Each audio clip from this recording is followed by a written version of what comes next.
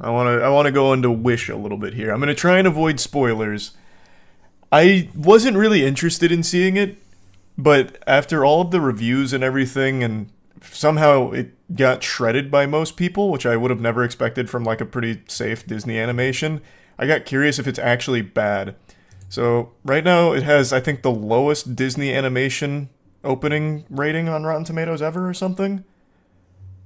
And I just saw it, and it's not bad, but I see why no one really likes it.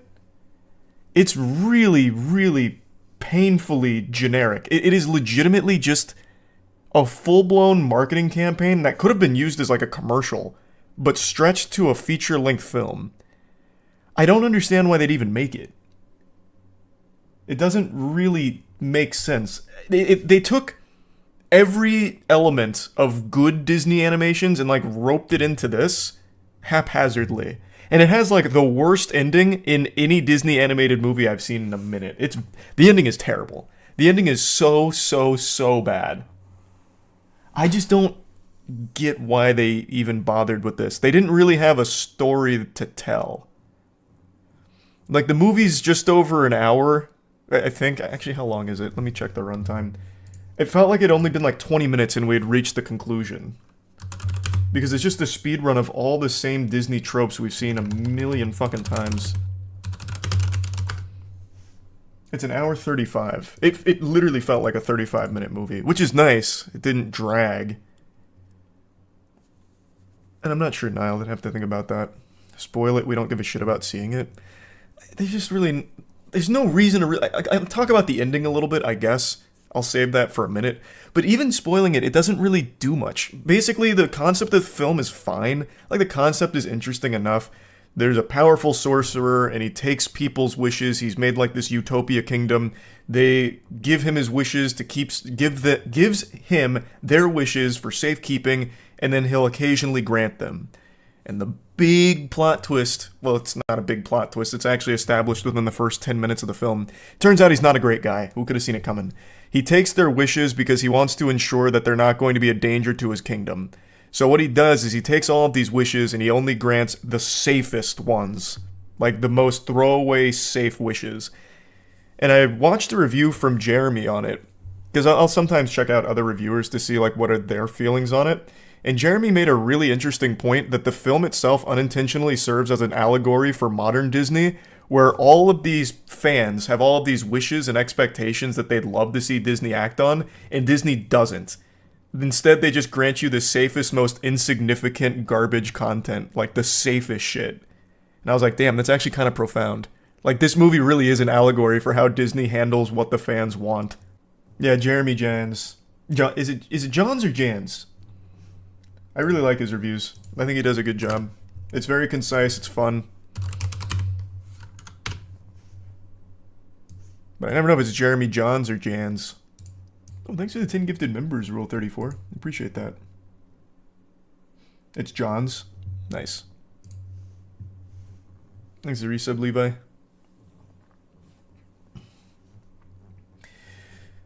So yeah, again, there's really nothing... Like, there's nothing objectively horrible about the film. It's just so derivative of every other Disney film ever made. You just get nothing out of it. Like, even the musical numbers are pretty uninspired. There's only one that stood out to me as being pretty good, and it's the second song in the film. Like, the second song is the only one that I was like, oh, that's kind of a banger. Everything else, I feel like no one would ever go out of their way to listen to ever again on purpose. They're just so bland. And every side character in this is completely forgettable that serves no purpose. And really, even the main character herself doesn't do anything. She does the most important thing, which is making a wish of her own on a star, which is why you get Luma here. But outside of that, she does nothing. The star does everything until the end of the movie, where it just completely blows its ass wide open with nonsense. Thanks to the Prime Tegu. I'm not sure, Logan. It really just depends on what the material is. There's been a trend on TikTok to compare it to older Disney movies and their music to show how generic it is. Oh, I believe it, because it is painfully generic. Thanks to Resub Retribution. A lot of Disney fans on TikTok really don't like the music. Some of them even accuse Disney of using AI to make them. I wouldn't be surprised. Like I said, this feels so derivative of everything good from Disney movies of the past tried to like make something new out of. Like, it does feel like you would plug all of this into ChatGPT and have it spit out a script. It's uninspired. The jokes in it, like I don't even know if you could classify them as jokes. They barely even try in that department. There's nothing. It has nothing. But the thing is, like, it's not a bad movie per se, I suppose. It's just so uninteresting, so forgettable, and just nothing. I just don't know why they'd even bother with it. No, it's just boring. Like, it's not fun, bad, or anything. It is just a boring movie. Like, it has nothing to it. There's no meat on its bones. I'll talk about the ending real quick, I guess, because the ending really is, like, the most egregious, like, hey, let's just wrap this shit up and be done, okay? So basically what happens at the end... Okay, big spoiler warning if anyone gives a fuck. Huge spoiler warning. Sound the alarms. Wee woo, wee woo, wee woo. Big spoilers. At the very end, it's the final showdown between the main character and the main bad guy.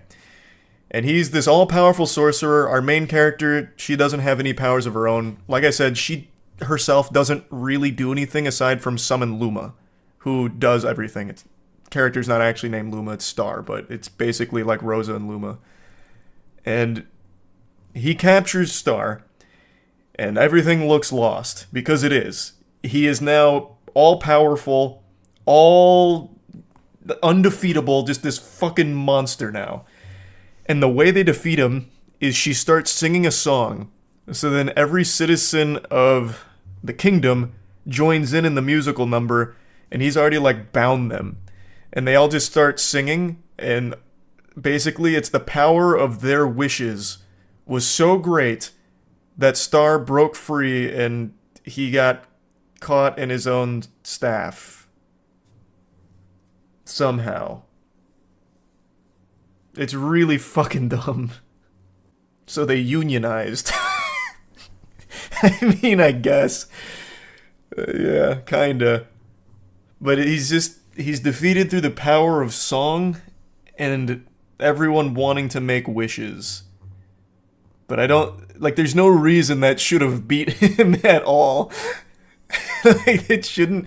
He should have just listened to that and been like, alright, can you stop wishing? This is fucking cringe.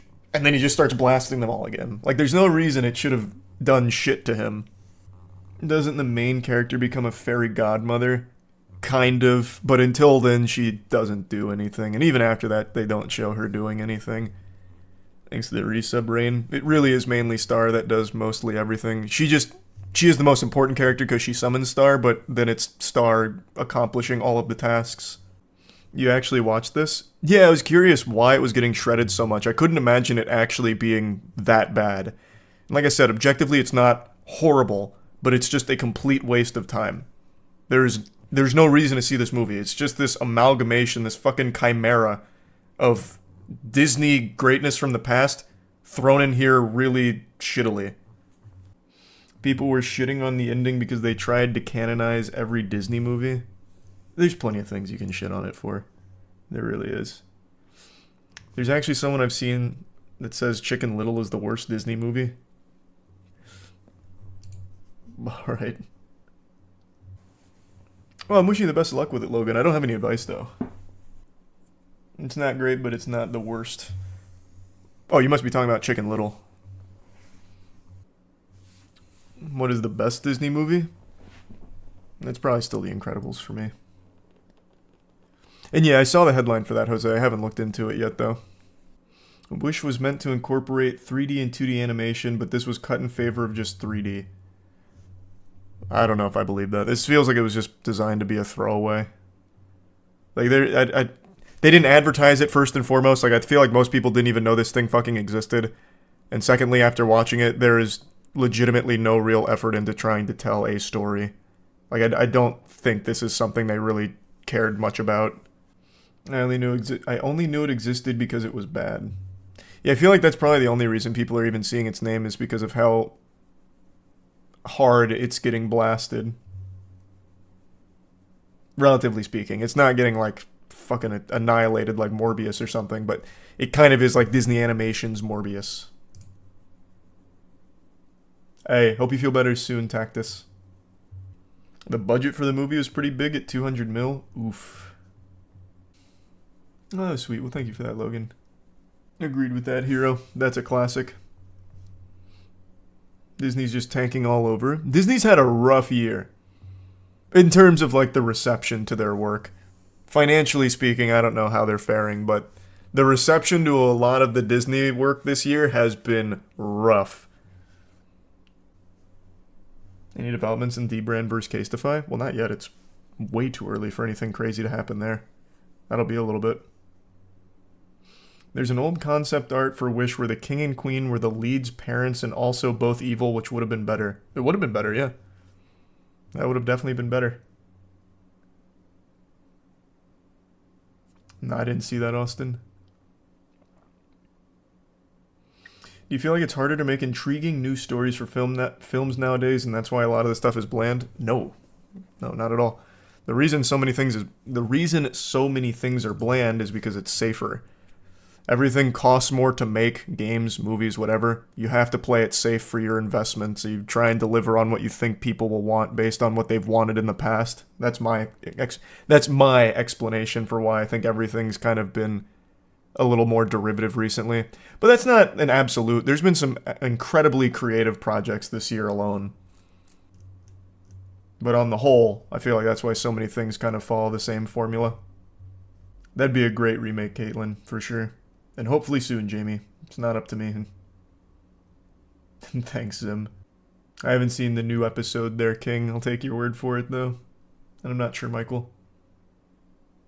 I think it's also laziness because people will see it anyway. Laziness probably also plays a bit of a role in the decision-making process for something like Wish.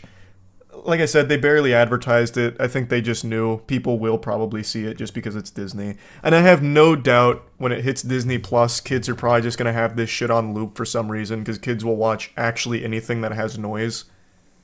It's why if you looked up, what is it, the top 10, like, what was the list we looked up not too long ago? We even did it on the podcast. It's like the top 10 or top 20 biggest movies ever, and like 14 of them are Disney movies, all because they're on Disney Plus.